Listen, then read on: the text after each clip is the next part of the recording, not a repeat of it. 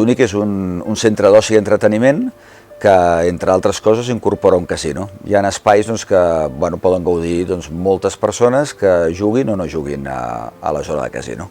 Únic està a Andorra la Vella, perquè aquí en aquesta zona. Mira, nosaltres, la societat va fer la proposta per obrir el casino, va presentar dos espais, no? Un era dintre d'un entorn que ja existia, o l'altre era construir una cosa des de zero. Sempre volien que fos amb el centre de la població, diguem, del nucli urbà, perquè facilités que les persones poguessin accedir lliurement sense haver d'agafar cotxe i desplaçar-se. Mitjançant un arquitecte que és Clavel, que és un arquitecte que treballa molt a molts països del món, conceptualitzar aquest entorn, no? Aleshores, tota la decoració que hi ha és una decoració molt més enfocada com a Andorra. Què aporta al país?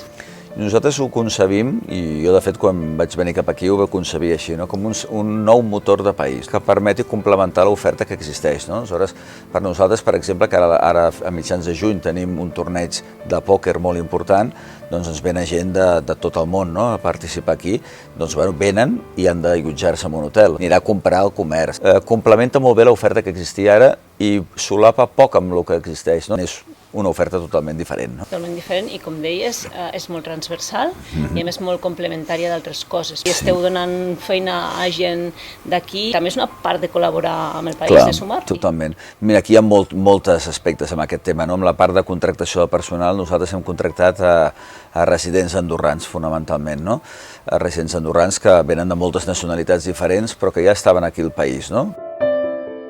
Esteu, com deies, en un lloc que a més és tancat, no es fa contaminació sonora, per exemple? Hi ha molts temes de sostenibilitat. Aquí fem una recollida de les aigües pluvials, tota la il·luminació està amb LED i, per tant, amb baixos consums, i moltes coses que hem fet a nivell de sostenibilitat.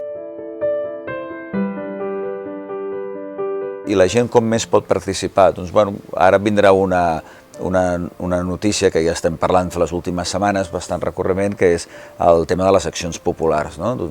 Posar a disposició de tot el resident andorrà, persona física o jurídica, un paquet d'accions que pugui, per tant, ser d'alguna forma soci i participar amb tot el que es fa, no només soci per tenir avantatges econòmics, sinó també soci per tenir avantatges de diferents espais, com sigui la restauració, com sigui els espectacles o com sigui totes les àrees que tenim.